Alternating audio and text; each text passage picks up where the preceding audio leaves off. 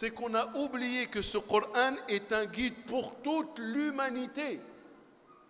Vous savez, si le corps a besoin de vivre avec le cœur, le sang, le système cardiovasculaire, le cœur, les poumons, etc., le croyant, il ne peut pas vivre sa spiritualité sans le Coran. C'est pas possible. C'est impossible.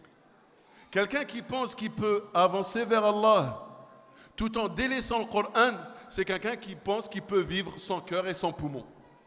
Et c'est pas possible.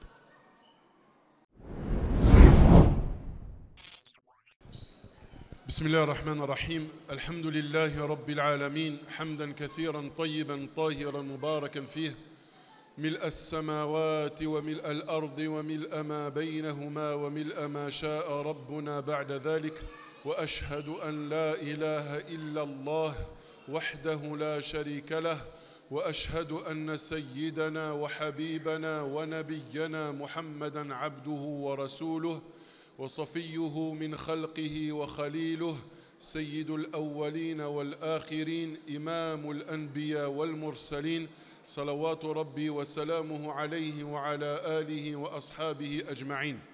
أحبابي الكرام, السلام عليكم ورحمة الله وبركاته. Avant tout, on se doit de remercier Allah subhanahu wa ta'ala, de nous montrer extrêmement reconnaissant, de nous avoir accordé cette occasion bénie de nous réunir tous autant que nous sommes, certains venant de tous les côtés de la France, et ça se trouve, subhanallah, c'est la première fois qu'on se rencontre, et ce sera peut-être la dernière fois. Et la seule chose qui restera, c'est Yawm al-Qiyamah, ces beaux souvenirs, et qui, j'espère, Yawm al-Qiyamah, justement cette assise, sera une assise qui sera en notre faveur, qui témoignera en notre faveur.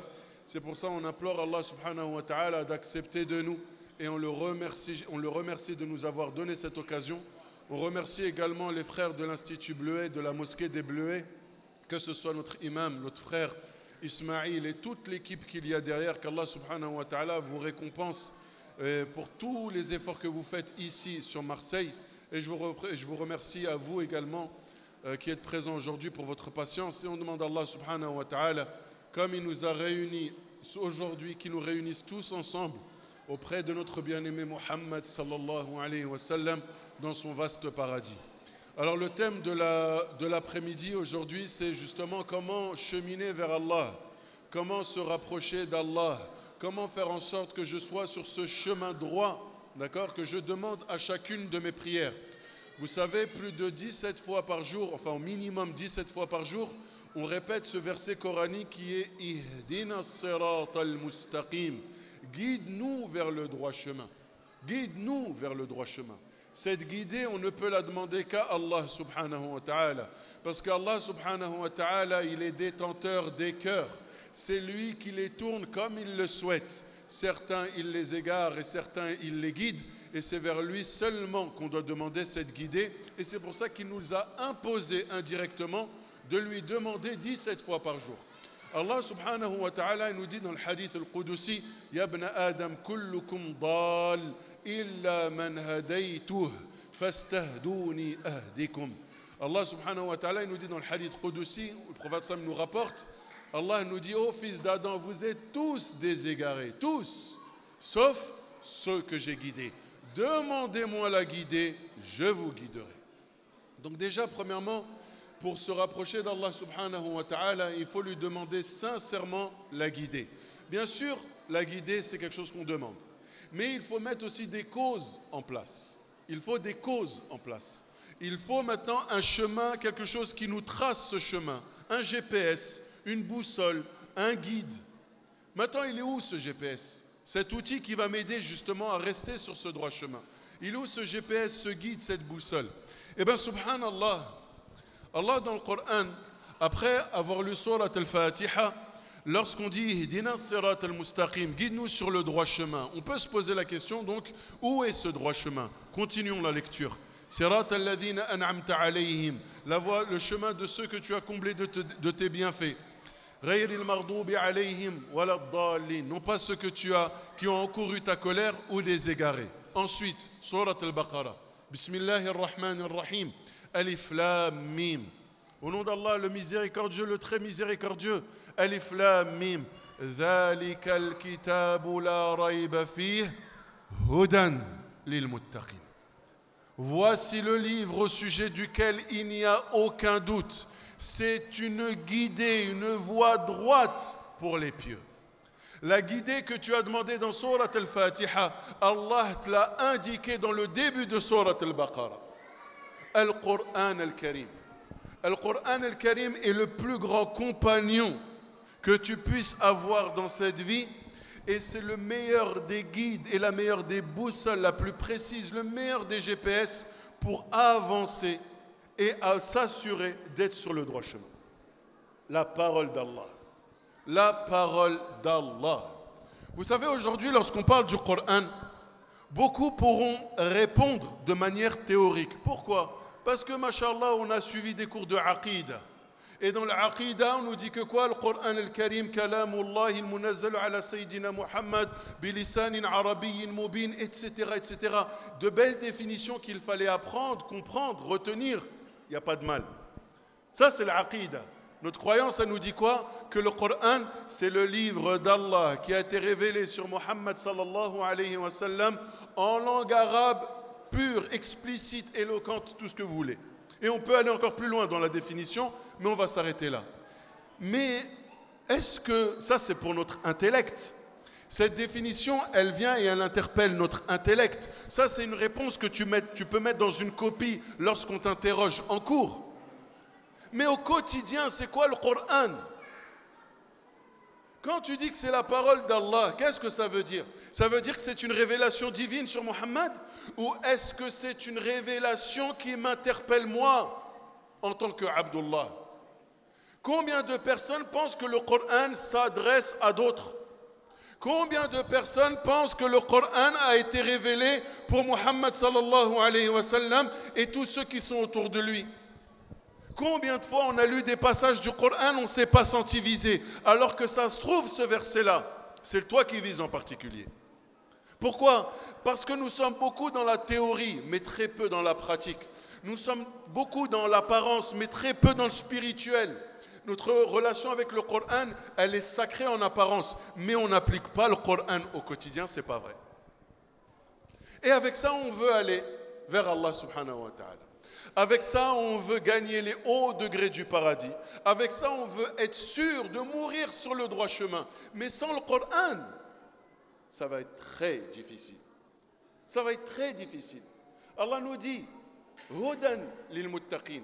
Allah subhanahu wa ta'ala nous dit, dans le Coran, Inna hadha al-Qur'ana yahdi lillati hiya aqwam. Ce Coran guide vers ce qu'il y a de plus droit. Qu'est-ce que ça veut dire? Ça veut dire qu'à chaque fois que tu cherches, tu dois faire un choix dans ta vie et que tu veux savoir vers où aller. C'est le Coran que tu dois interroger. C'est le Coran que tu dois interroger. Combien de personnes ont fait des choix dans leur vie à l'encontre des valeurs du Coran, à l'encontre des enseignements du Coran? Par la suite, ils l'ont regretté amèrement. Pourquoi? Est-ce qu'Allah dans le Coran ne t'avait pas interpellé à tel ou tel sujet? Il ne t'avait pas dit de ne pas t'approcher de riba? Combien de personnes aujourd'hui ont fait des crédits bancaires pour acheter le pavillon? Pourquoi? J'ai entendu sur Internet, comme d'habitude, qu'il était autorisé d'acheter une maison quand, bon, toujours des excuses qui ne tiennent pas la route, mais qu'on a le droit ceci, cela. Ils font riba, crédit usuaire, et ils achètent leur pavillon, que des calamités qui leur tombent dessus. Des galères, ils n'arrivent pas à avoir d'enfants. Moi, j'ai acheté un pavillon pour avoir des enfants, il n'y a pas d'enfants. Allez, on fait quoi? Les enfants, t'en as, tu n'arrives pas à les éduquer, plus de baraka dans l'argent, plus de baraka dans le couple, c'est devenu catastrophique. Mais ya Rab, pourquoi moi? Parce que tu as dévié d'un enseignement que je t'avais donné, qui était quoi? La ta'kulu riba. Par exemple, autre, Allah dans le Coran nous dit wala yaghtab ba'dukum ba'da. Que les uns et les autres ne parlent pas sur le dos des autres, d'accord? Ce qu'on appelle la médisance. Ne médisez pas les uns sur les autres. Qu'est-ce qui s'est passé demain quand tu es dans des embrouilles de fou? À la fin, tu dis, mince, c'est de ma faute. On a commencé à parler, j'avoue, j'ai balancé des dossiers, c'est tombé dans son oreille, il l'a su, elle l'a su, aujourd'hui il veut ma peau, elle veut ma peau, ceci, cela, et à la fin, si seulement tu avais appliqué « Wala yartab ba'dukum ba'da » Et en fait, ce que je veux vous dire par là, c'est quoi? C'est qu'on a oublié que ce Coran est un guide pour toute l'humanité. Vous savez, si le corps a besoin de vivre avec le cœur, le sang, le système cardiovasculaire, hein, le cœur, les poumons, etc., le croyant, il ne peut pas vivre sa spiritualité sans le Coran. C'est pas possible. C'est impossible. Quelqu'un qui pense qu'il peut avancer vers Allah tout en délaissant le Coran, c'est quelqu'un qui pense qu'il peut vivre sans cœur et sans poumon. Et c'est pas possible. Et la question qu'on doit se poser aujourd'hui, et on doit être sincère, vous savez, le malade, il guérit que quand il accepte sa maladie. Celui à qui on annonce, et on le voit, hein, subhanallah, on a même des gens autour de nous à qui on a annoncé des maladies graves. Ils l'ont accepté. Et ils ont fait quoi? Ils ont dit, je vais livrer combat contre cette maladie. Subhanallah, il y a des personnes mais qui ont été atteintes de cancer, etc., qui sont ensuite été quoi? En rémission, qu'on guérit. Subhanallah. Allah a voulu que ces gens guérissent. Mais on voit que dans leur, comment ils étaient dans la manière d'être, c'est quoi? J'accepte cette maladie et je vais faire tout pour la combattre. Nous, on ne veut pas accepter nos manquements. On ne veut pas. C'est pour ça qu'on n'arrive pas à changer. On n'arrive pas à se dire, j'avoue, le Coran c'est vrai, je ne le fais jamais. On n'arrive pas à le dire, pourquoi? Ouais, mais l'autre avait fait même pas salat. Parce qu'on se compare aux autres. Parce que de toute manière, on veut se donner bonne conscience. Ouais, peut-être que je ne lis pas le Coran, j'avoue. Mais moi, je ne suis pas comme lui, il va à la mosquée et à côté de ça, il fait du haram. Ou elle met le hijab et à côté de ça, elle parle sur les autres. Toujours à se comparer aux autres. Sauf que dans ta tombe, tu seras tout seul.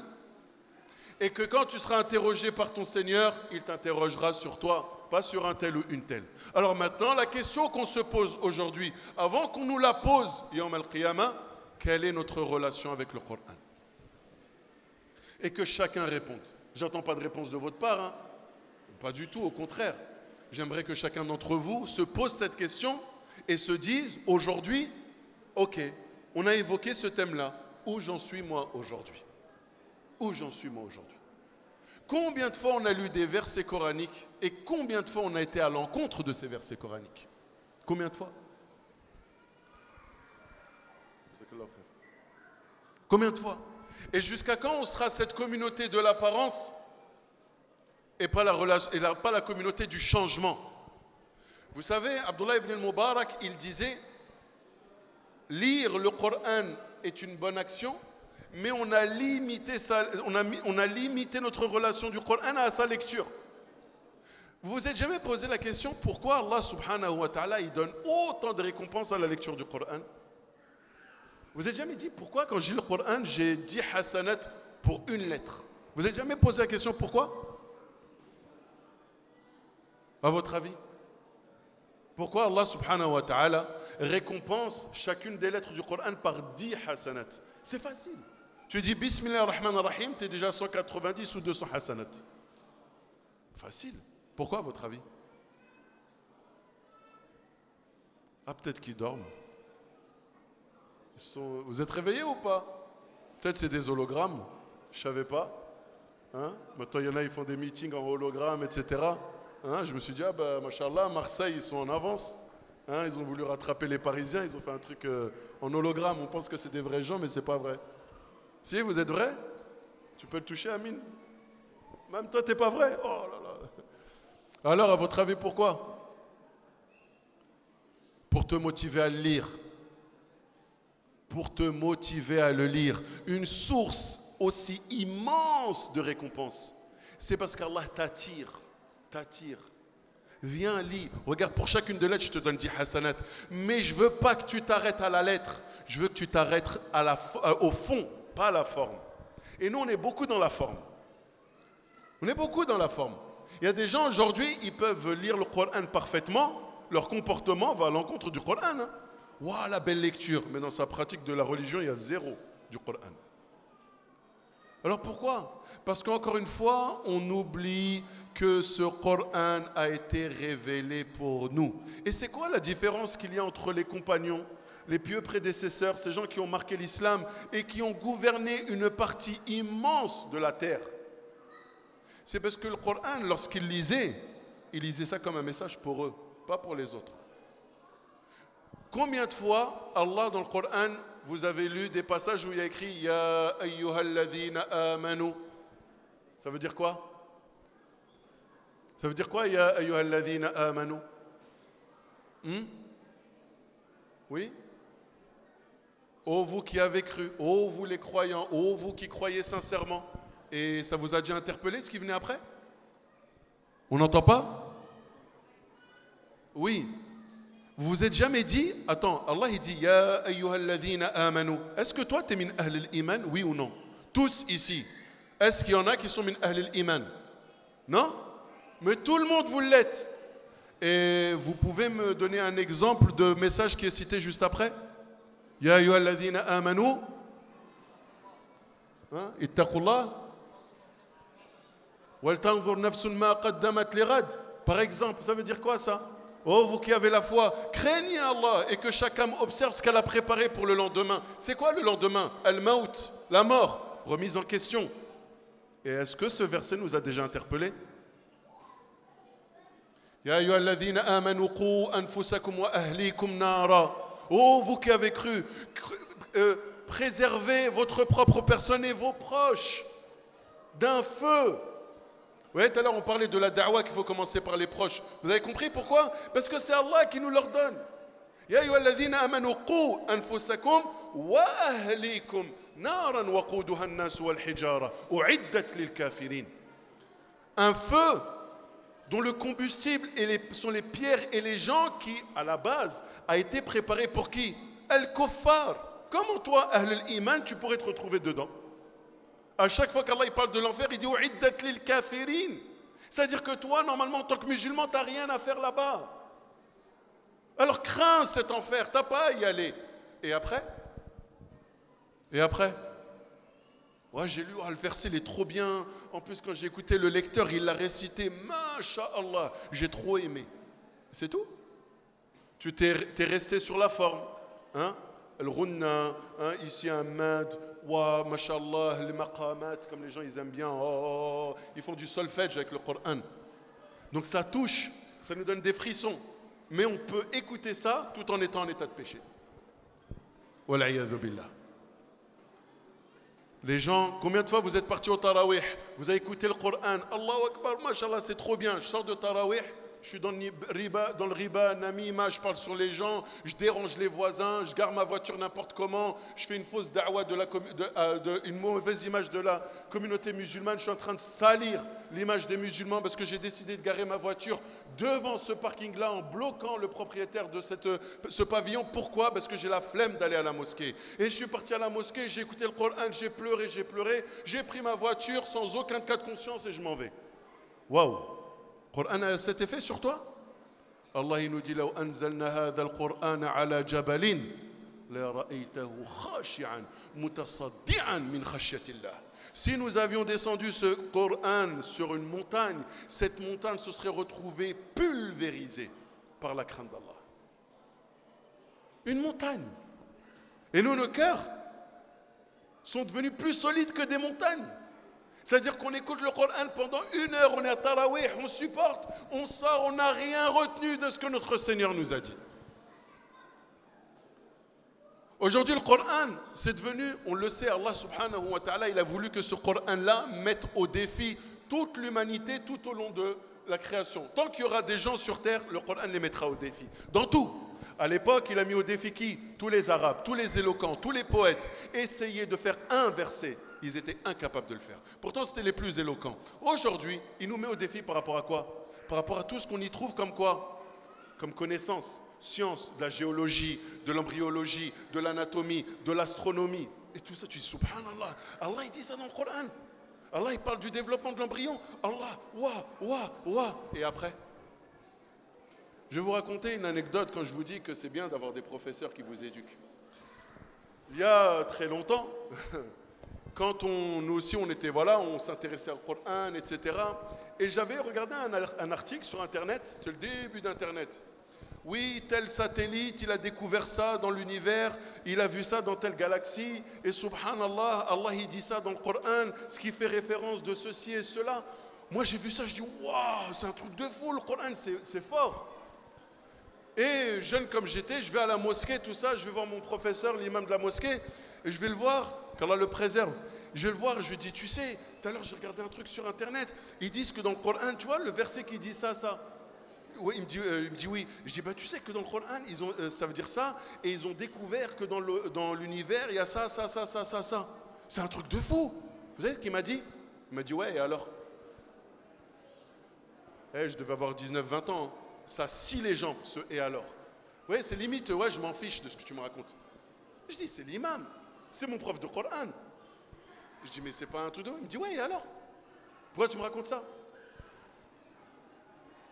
Moi, je comprends pas, je bug. Je dis, mais ça montre que le Coran, c'est... Il me dit, ouais, et alors? Moi, dans ma tête, je me dis, lui, je vais plus l'écouter. Je prends plus cours avec lui, il est fou. Il n'aime pas le Coran, c'est pas possible, alors que c'était mon prof de Coran. Wallah, ça m'a touché. Ok, bah, désolé de t'avoir dérangé, désolé du dérangement, monsieur, salam alaikum. Je pars, il vient me faire, reviens. Il me dit, je peux te poser une question, moi? Ouais. Il m'a dit, ta relation avec le Coran, elle a changé depuis? Je dis non. Il m'a dit, ça ne sert à rien ton information. Subhanallah. Vous voyez l'éducation? À quoi ça sert que tu me sors toutes ces belles choses si toi, ta relation avec le Coran, elle n'a pas changé? Parce que si tu me dis que tel verset là, il a été découvert que telle chose, ça a été prouvé scientifiquement, ça veut dire que quoi? Ça veut dire que Nar, ça existe. Ça veut dire que Yom al-Qiyamah, ça existe. Ça veut dire que les anges qui sont en train de décrire, ça existe. Ça veut dire que le paradis, il existe. Mais nous, on est resté focalisé sur un verset coranique qui apporte une vérité scientifique et on a oublié tous les versets coraniques qui nous mettent en garde contre la colère divine. Alors à quoi ça sert que tu m'apportes ce verset coranique si c'est pour me dire que c'est un secret ou un miracle et que tu es passé à côté de tous ces versets coraniques dans lesquels Allah il te dit « Wattaqu yawman turja'una fihi ila Allah » Craignez un jour durant lequel vous allez revenir à Allah. Alors à quoi ça sert franchement? Vous avez vu notre relation avec le Coran, comment elle n'est pas normale? C'est devenu du spectacle. C'est devenu spectaculaire. Des concours de Coran, des belles lectures de Coran. Je ne dis pas qu'il faut bannir ça, hein. Attention. Mais elle est où l'éducation par le Coran? Hier, je parlais avec Bastak Nader, subhanallah, on parlait de ça. Dans certains pays, les gens, ils peuvent, leur fierté, c'est d'avoir un enfant qui connaît le Coran par cœur. C'est la fierté. Cet enfant, il peut être dealer. Il peut faire zina. Il peut aller en boîte de nuit. S'il connaît le Coran, c'est ma fierté. Mais à quoi ça sert? Il apprend le Coran si le Coran, ça devient un argument contre lui, Yawm al-Qiyamah. Allah subhanahu wa ta'ala, le prophète sallam, il nous dit Iqra'u al-Qur'an fa innahu ya'ti yawm al-qiyamah shafi'an li ashabihi. Lisez le Coran parce qu'il viendra le jour du jugement dernier intercéder pour qui? Pour ses compagnons. C'est qui les compagnons? C'est celui qui le prend pendant Ramadan, qui l'ouvre. Je ne vais pas lire tout ça quand même. On regarde ton temps d'écran, 7 heures. Tu ne peux pas passer 30 minutes devant le Coran, mais tu n'as pas honte? Ce Coran qui est venu, qui le jour du jugement dernier va se plaindre. Ya Rabbi, j'étais en vente sur un site. Il m'a choisi parce qu'il aimait bien la couverture. Il a trouvé que le bleu pastel allait bien avec le nouvel intérieur que son épouse venait d'acheter. Et dans la bibliothèque, avec les 2 mugs, ça va claquer. Donc il m'a pris pour décorer. Je ne l'ai plus revu après. Ya Rabbi, je ne l'ai plus revu. Il pensait peut-être que j'allais éloigner des genoux. Il pensait peut-être que j'allais ramener la baraka. Mais c'est ça notre relation avec le Coran. Si vous voulez voir des gens qui sont attachés au Coran, regardez leur Coran comment il est. Il est complètement abîmé. Abîmé, il est sale, il est corné. Des fois, il y en a un, subhanallah, il le lisait tellement, il le scotchait de partout avec du Chatterton, là, le scotch des électriciens. Avec ça, quand tu vois le Coran, tu dis, il me dit non, mais ça c'est mon Coran. Il est usé par la lecture. Et nous, non, attention, tu vas plier la page. Comment ça se fait qu'elle n'est pas encore pliée, la page? Si tu lis le Coran, normalement, la page, elle devrait être salie par les doigts, elle devrait être pliée, elle devrait être abîmée. Si le Coran a les pages trop plates, bien propres, c'est une preuve que tu l'ouvres jamais. Et tu vas dire quoi? Allah yawm al-qiyamah. Le prophète sallallahu alayhi wa sallam, il dit Man laysa fi jawfihi shay'un min al-Qur'an kal bayt al-kharib. Celui qui a rien dans son cœur du Coran, rien. Quand on dit rien, ça ne veut pas dire le connaître par cœur, hein, mais avoir au moins une attache, y être attaché, aimer passer du temps. Quand tu t'en sépares, il te manque. Dès que tu as du temps, tu le prends. Celui qui a rien dans son cœur du Coran, il est comme une maison en ruine. Il n'y a rien à tirer. Une maison en ruine, elle ne te refugera pas. Tu vois, les maisons en ruine, elles n'intéressent pas. Il y a qui va acheter ça? Il y a qui va louer? Je te loue ma maison, mais ça ne m'intéresse même pas.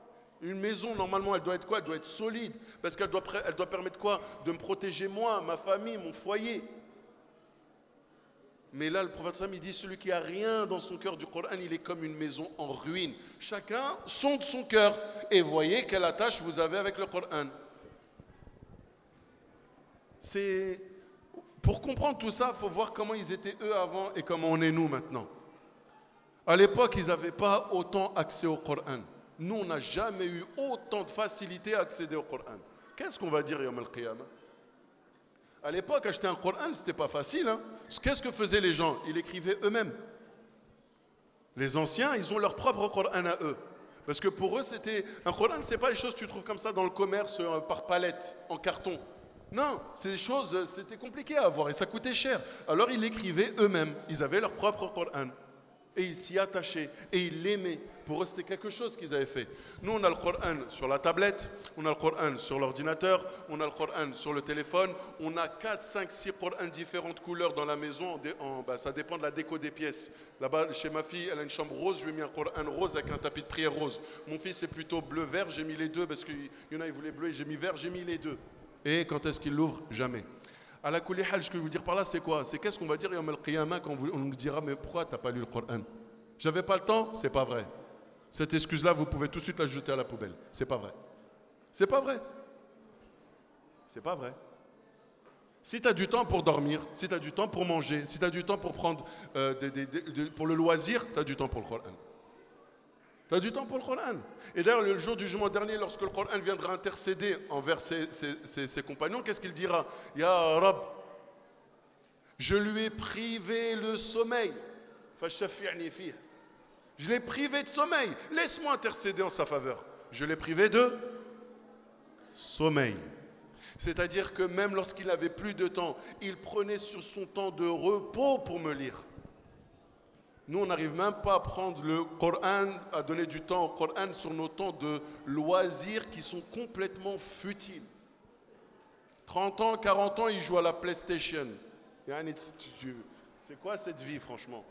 C'est quoi cette vie? 40 ans, tu joues à la PlayStation, mais t'as 12 ans, 13 ans, je peux comprendre. Et ça encore, c'est un petit attrape-nigo, allez, travaille bien à l'école, je te laisse jouer à Zelda. 40 ans, mais tu joues à Zelda, pourquoi faire? Ouais, il y a des aventures, mais réalise ta vie, toi. C'est ta vie qu'il faut réaliser à cet âge-là, c'est pas la vie d'un personnage imaginaire. Se battre avec je ne sais quel monstre, pourquoi faire? Bats-toi contre ton nafs, lève-toi à sobh. Ah là, tu n'y arrives pas, là. Hein, j'ai enfin battu le boss. Ouais, tu as réussi à te lever à sobh? Non, ça, j'arrive pas. Bats-toi contre toi. Et quand tu y arriveras, tu seras le plus fort. Là, tu seras le plus fort. Le Coran al-Karim, c'est, encore une fois, un livre qui ne doit pas être sous-estimé. Les gens qui l'ont pris à l'époque, ils ont changé la face du monde. C'est pas, je pèse mes mots. Les compagnons du prophète sallallahu alayhi wa sallam, après avoir été éduqués par le Coran et par l'exemple du prophète sallallahu alayhi wa sallam, ils ont changé la face du monde. Il y a un avant Muhammad et il y a un après Muhammad. Le monde entier a changé. La face de l'histoire entière a changé. Lisez les livres et regardez ce qu'était l'humanité avant l'islam et ce qu'il est devenu après l'islam. D'où est venue cette énergie? D'où est venu ce changement? De technologie? Non, du Coran. Du Coran. Ils ont été éduqués par le Coran. Eux, quand ils entendaient Ya ayyuhalladhina amanu, ils étaient là. Oh, Allah s'adresse à nous. Qu'est-ce qu'il va nous demander? Il va peut-être nous ordonner quelque chose, il faut qu'on le fasse. Il va nous interdire quelque chose, il faut qu'on s'en éloigne. Il va nous recommander quelque chose, il faut qu'on fasse l'effort pour le faire. Et nous, ya ayyuhalladhina amanu, ouais, c'est beau, c'est joli, j'aime bien. On ne va pas prendre plus de temps, je suis désolé, on va passer rapidement vers les solutions. Quelles sont les solutions? Les solutions, Inch'Allah, si on veut vraiment revenir au Coran et avec toute sincérité et être parmi celles et ceux qui auront été un des maillons forts de cette chaîne en islam. N'oubliez pas que vous et moi, nous sommes des maillons. Il y en a, c'est des maillons forts, il y en a, c'est des maillons faibles. Qu'est-ce que ça veut dire? Nous avons reçu des connaissances. Nous avons reçu une éducation. Nous avons maintenant ce rôle de transmettre ces connaissances et d'éduquer une génération. Ensuite, on va mourir. Est-ce qu'on a été ceux qui ont justement été ce maillon fort, qui ont pu permettre à ce que toutes les connaissances qui viennent depuis 1400 ans poursuivent leur chemin? Ou est-ce qu'on sera ce maillon faible qui quoi? Non, c'est trop compliqué, j'arrive pas, laisse tomber, je laisse ça pour les autres. Eh bien, tant pis. Dans cette vie, tu aurais été un maillon faible. Alors, comment devenir un maillon fort, justement? Premièrement, pour ceux qui ne savent pas lire, vous n'avez pas d'excuses. Apprendre à lire aujourd'hui, c'est à la maison, assis, avec la tasse de café, avec le cappuccino, la part de cheesecake, et tu as juste à regarder Mouallim Sofiane en train de te déballer les lettres de l'alphabet. C'est gratuit, c'est H24, 7 jours sur 7, sur ton écran, sur ta tablette, sur ton téléphone. C'est le professeur qui vient chez toi et qui te dit « Tiens, je peux t'apprendre à lire ». Là où des gens à l'époque faisaient des centaines et des milliers de kilomètres pour apprendre à lire. Quelle excuse tu as, toi qui ne sais pas lire l'arabe? Toute personne qui dit aujourd'hui là, qui dit non, moi je ne lis pas le Coran parce que je ne sais pas lire l'arabe, pas d'excuse. Pas d'excuse. Béaba, Mouallim Sofiane, c'est gratuit. Gratuit. Pas 1 euro. Pas d'excuse. Deuxièmement, il faut du temps. Il faut donner du temps de qualité. Donner du temps de qualité, c'est être prêt à sacrifier. Franchement, encore une fois, si on regarde nos téléphones et on voit le temps qu'on passe dessus, dire que je n'ai pas trouvé 1 heure pour le Coran, c'est un mensonge. C'est un mensonge. Alors si chaque jour, tu n'es pas capable de donner un temps pour le Coran, sache que le Coran n'est pas ton compagnon. Ce n'est pas ton compagnon. Et il ne le sera jamais. Parce qu'un compagnon, c'est comme ton meilleur ami. C'est quelqu'un de qui tu prends souvent des nouvelles, de qui tu prends souvent des conseils, comme les parents. Mais si tu fais du Coran quoi? Ouais, quand j'ai le temps, là j'ai pas le temps, bon, quand ça sera Ramadan. Mais tu vas vivre toi d'ici à Ramadan? Donner du temps. Et plus le temps que tu donnes, c'est un temps où tu donnes du sacrifice, hein, comme le soir avant d'aller dormir, très tôt le matin après Sobh ou avant Sobh, et plus ce Coran va avoir un effet énorme sur ton cœur. Mais plus le temps que tu lui donnes, c'est du temps, vas-y, il n'y a rien à faire, Netflix, ouais, j'ai déjà vu tout ça, allô, personne ne me répond. Ouais, vas-y, je vais lire le Coran. La lecture du Coran, c'est pas quelque chose qui vient remplir ton temps parce que tu t'ennuies. C'est quelque chose à qui tu donnes du temps parce que tu en as besoin. Donc donner du temps et donner du temps de qualité. Apprendre à lire. Ensuite, apprends à comprendre. Oui, mais à quoi ça sert? Je lis, je ne comprends pas. Ok, tu vas étudier la langue arabe. Ça va demander du temps, c'est vrai. Ce n'est pas en 1 an, 2 ans, 3 ans que tu pourras te dire que c'est bon, je comprends le Coran. Même après des dizaines d'années de langue arabe, franchement, il y a des passages du Coran, on ne les comprend pas. C'est vrai. Alhamdoulilah, il y a des tafassirs qui nous aident, etc. Mais aujourd'hui, il y a des traductions du Coran. Traduction du sens des versets. Et sans vouloir faire de pub, je vous conseille fortement celle de Dr Nabil Aliouane. Il a fait un travail remarquable en termes de traduction du Coran. Vous achetez ce Coran-là, ça coûte beaucoup moins cher que ce que vous allez dépenser en restaurant. Et qu'est-ce que je fais? Je lis un verset coranique en arabe, il veut dire ça en français. Je lis un autre, il veut dire ça. Ah tiens, c'est important. Stylo, je souligne, je surligne, j'écris à côté. Tiens, ce verset-là, tiens, il faudrait que je pose la question un jour à un professeur et je note la question à côté. Ah, j'écris sur le Coran. Ben oui, tu écris sur le Coran. Et c'est quoi le problème? On ne te demande pas d'écrire les numéros de téléphone d'un tel ou de tes contacts, mais de prendre des notes, comme quand tu étudies un vrai livre. Des fois, on voit des gens, ils ne sont même pas musulmans, ils sont tellement attirés par le Coran, ils regardent, tu vois toutes les notes qu'ils écrivent à côté, tu as honte. Tu dis, moi, je ne me suis jamais posé ces questions, alors que je suis musulman. Eux, ils sont non musulmans et ils sont intrigués. Tiens, cette parole, elle a quand même, voilà, il y a quand même une subtilité et j'aimerais comprendre plus. Et ils écrivent. Donc, prends une traduction et lis. Essaye de comprendre. Au moins comprendre le sens général des sens.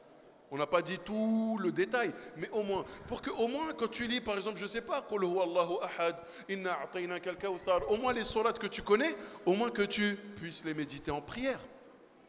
Et que tu ne te dises pas, j'ai fait ma page de Coran, acquis de conscience, c'est bon, j'ai lu mon Coran aujourd'hui. Non, acquis de conscience, ça n'existe pas. J'ai lu mon Coran, j'ai regardé qu'est-ce que ça voulait dire, j'ai médité sur ce verset-là. Tiens, ce verset, il m'interpelle.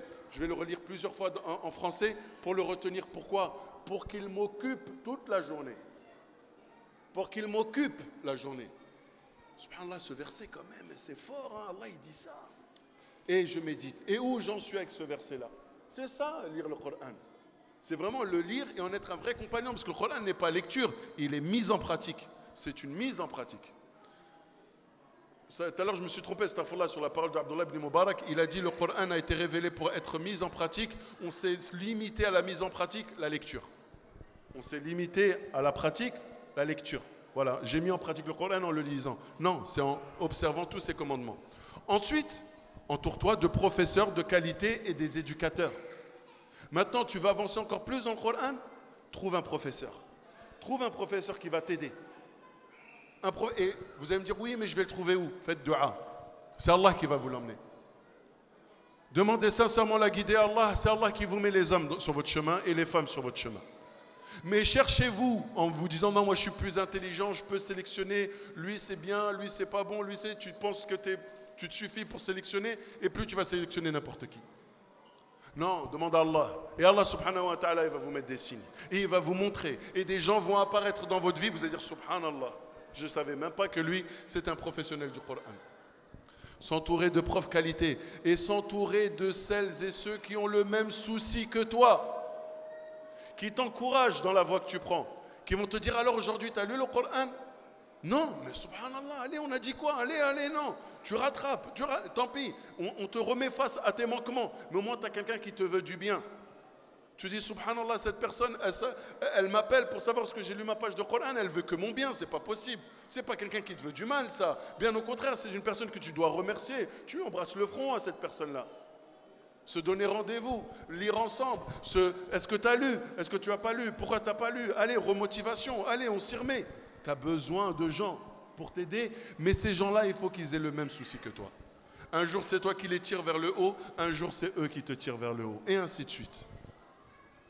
Ensuite, ne pas avoir peur de se remettre en question régulièrement. Pourquoi je lis ou j'apprends le Coran? Ok. L'autre fois, j'ai lu tel et tel verset et j'ai vu que j'avais un manquement par rapport à ça. Taïb, où est-ce que j'en suis? Est-ce que j'ai vraiment fait un effort?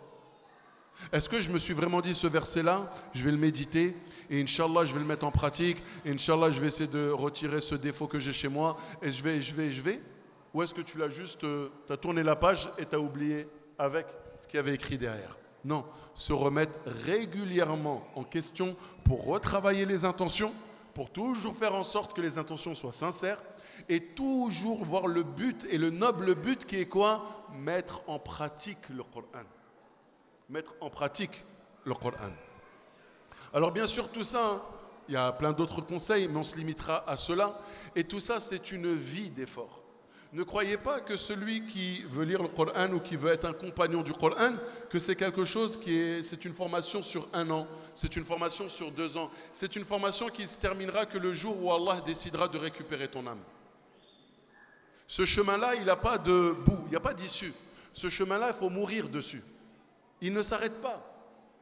Les gens qui pensent que dans la quête de science, dans les efforts quotidiens, il y a à un moment donné, non, dès que j'aurai 40, 50 ans, ça y est. Non, quand tu auras 40, 50 ans, tu seras encore en train de lutter contre toi-même, mais sur d'autres aspects de ta personnalité. Le but du musulman, c'est de mourir sur cette voie. Parce que cette voie, elle n'a pas de fin. Elle t'amènera à 2 issues. 2 issues. À l'issue de cette voie, il y a 2 issues. An-Nar et Al-Jannah. Il n'y en a pas 3. Il n'y en a pas 3. Hein?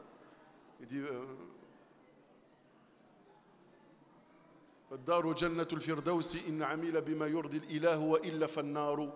Hein? La maison qui t'attend, c'est quoi? Bah, c'est le paradis si tu as été de ceux qui ont cherché à satisfaire Allah. Et dans le cas contraire, ce sera An-Nar. Wal-'iyadhu billah. Et je vais finir par une parole qui va, j'espère, nous secouer tous, moi le premier. Venez, on fait une chose. On fait en sorte que ce cours ne soit pas un argument contre nous, Yom al-Qiyamah. Venez, on fait en sorte que Yom al-Qiyamah, Allah ne nous dit pas, tu as eu l'occasion de dire telle et telle parole. Pourquoi tu ne les as pas mis en pratique? Et là, je parle pour moi. Tu as eu l'occasion d'entendre telle et telle parole. Pourquoi tu ne les as pas écoutées? Et là, je parle pour vous. Venez, on fait en sorte que ce rappel, et tous les autres, attention, et tous les autres, hein, soit, on prend ça vraiment au sérieux, qu'on ne soit plus des consommateurs. Qu'on ne soit plus des consommateurs. Il a dit, il a dit, il a dit. Oui, mais toi, qu'est-ce que tu as fait? On s'en fiche de ce qu'il a dit. Vous croyez que ce que je dis, ça vient de moi? Il y en a des milliers, des millions qui l'ont dit en dehors de moi. Même toi, maintenant qu'il l'entend, qu'est-ce que tu vas en faire? Et moi, maintenant qu'il l'a dit, hein, qu'est-ce que je vais en faire? Et c'est ça la question qu'on doit se poser. À la fin, Inch'Allah, de cette journée, j'ai écouté Cheikh Intel, Mu'allim Intel, Foulan, etc. Ok, conclusion. Qu'est-ce que je vais changer à partir de demain dans mon quotidien? Et si on ne part pas avec cette conclusion, ben vous et moi, on a dépensé de l'argent pour rien pour venir jusqu'ici. On aurait pu rester au parc avec les enfants, faire du vélo. Ça aurait été beaucoup moins problématique Yom al-Qiyamah que ce qu'on est en train de faire aujourd'hui si on n'est pas de ceux qui se remettent en question. هذا والله أعلم سبحانك اللهم وبحمدك أشهد أن لا إله إلا أنت أستغفرك وأتوب إليك أستغفرك وأتوب إليك أستغفرك وأتوب إليك. On demande à Allah subhanahu wa ta'ala et on l'implore et on le supplie. On lui demande par ses plus beaux noms et ses nobles attributs de faire de nous des gens du Coran, de faire des personnes qui aiment le Coran, de faire des personnes qui donnent du temps au Coran, qui sacrifient pour le Coran, qui mettent en pratique, le Coran, qui fassent en sorte que le Coran n'est plus un mot dans leur bouche, mais que ce soit une réalité dans leur cœur et que ce soit une relation dans leur quotidien. Qu'Allah fasse en sorte que le Coran ne soit pas un livre qu'on ouvre que pendant le Ramadan, mais que ce soit un livre qu'on ouvre en tout temps, que ce soit notre livre de chevet, notre meilleur compagnon, notre meilleur conseiller, et il n'y a pas meilleur conseiller que le Coran. Wa sallallahu wa sallim wa barik ala sayyidina wa habibina wa nabiyyina Muhammad wa ala alihi wa sahbihi ajma'in. Subhana rabbika rabbil izzati amma yasifun wa salamun ala al-mursalin walhamdulillahi rabbil alamin wa barakallahu fikum.